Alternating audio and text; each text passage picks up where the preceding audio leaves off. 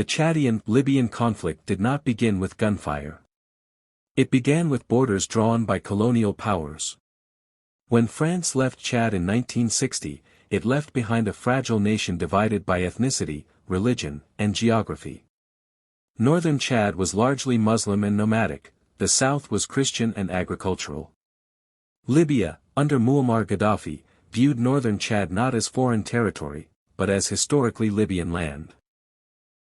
At the center of the dispute stood the Aouzou Strip, a mineral-rich desert region claimed by both countries. By the late 1970s, Chad was already torn apart by civil war. Libya saw opportunity in chaos. Muammar Gaddafi dreamed of building a pan-Arab empire across North Africa. To him, Chad was weak, divided, and ripe for influence. He justified intervention using an obscure colonial-era treaty, claiming the Aouzou Strip belonged to Libya. But this was more than land, it was ideology. Gaddafi supported rebel factions inside Chad, supplied weapons, and gradually increased Libyan military presence, presenting himself as a liberator while quietly extending control. By 1978, Chad had fractured completely. Multiple armed groups fought for power. Frauenat factions in the north. Southern government forces. Rival warlords backed by foreign powers. President Felix Malem struggled to hold the state together. Libya stepped in, offering military assistance while embedding itself deeper into Chadian politics. What began as help quickly turned into domination. From the chaos emerged a hardened rebel commander, Hissène Habré. Once allied with Libya, Habré grew suspicious of Gaddafi's intentions. He broke away and positioned himself as a nationalist resisting Libyan control.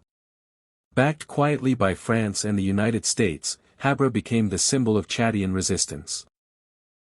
In 1982, he seized the capital, N'Djamena, and declared himself president. The war had entered a new phase. Gaddafi responded with force. Libyan troops poured into northern Chad, occupying the Aouzou Strip and major towns. Thousands of soldiers, tanks, and aircraft crossed the desert. Libya installed a rival government in exile, hoping to replace Habré with a puppet regime. Chad was now facing a full-scale foreign invasion. This African conflict quickly became a Cold War battleground. France supported Habré with troops and air power. The United States supplied weapons and intelligence. The Soviet Union armed Libya. What looked like a regional dispute had become part of a global struggle between East and West. Operation Manta, launched by France in 1983, halted Libyan advances and created a temporary ceasefire line across Chad. But peace was only an illusion. Chad was effectively split in two. Libya controlled the north. Habré ruled the south. Civilians paid the price. Villages were destroyed. Thousands fled. Human rights abuses multiplied on all sides. Habré's government became notorious for torture and repression, even as it fought foreign occupation. The war had become both external and internal. Despite its superior equipment, Libya struggled. Its army was trained for conventional warfare, not desert guerrilla fighting. Supply lines stretched hundreds of kilometers across hostile terrain. Chadian fighters, lightly armed but mobile, knew the land. Libya had underestimated its opponent. If you value real African history told without filters, subscribe to the Chronicles of African Wars. Like this video, share it with fellow history lovers, and turn on notifications so you never miss our deep dives into Africa's forgotten battles. Your support keeps these stories alive. By 1986, Habré reorganized his forces. With French intelligence and American anti-tank weapons, Chadian troops launched bold counteroffensives. Small, fast-moving units began attacking Libyan bases, destroying radar stations, and capturing equipment. Momentum was shifting. The final phase of the conflict became known as the Toyota War.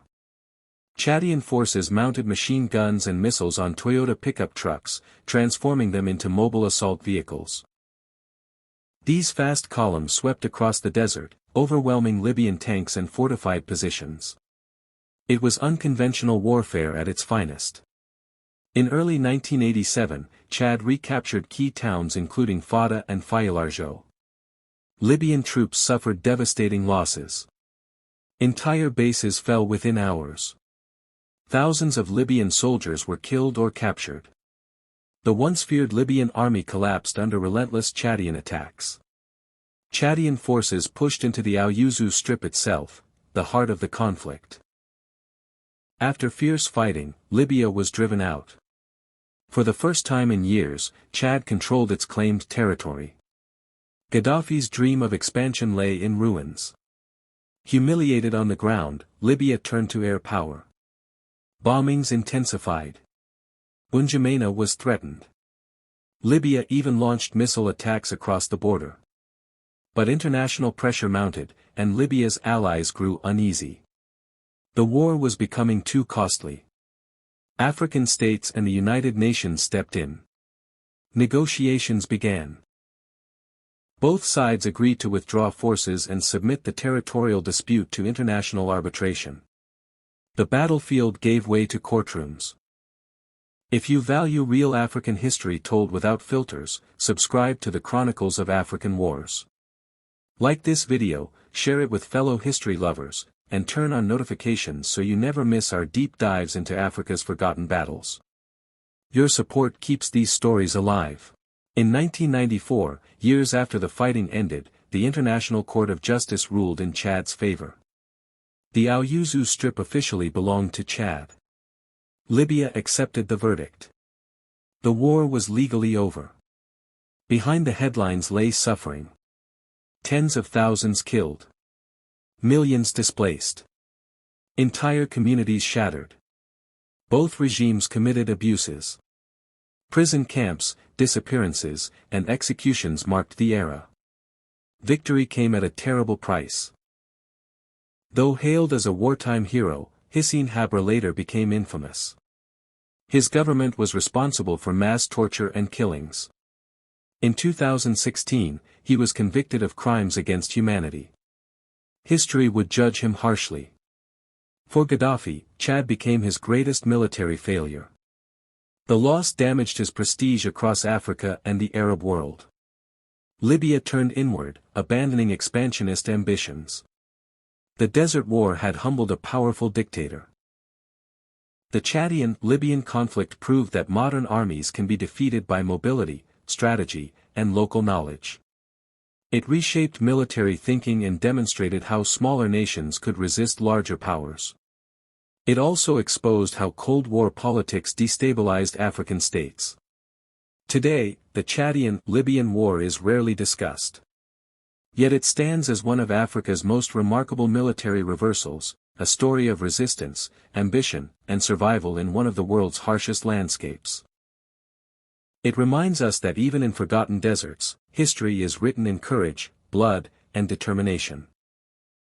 If you value real African history told without filters, subscribe to the Chronicles of African Wars. Like this video, share it with fellow history lovers, and turn on notifications so you never miss our deep dives into Africa's forgotten battles. Your support keeps these stories alive.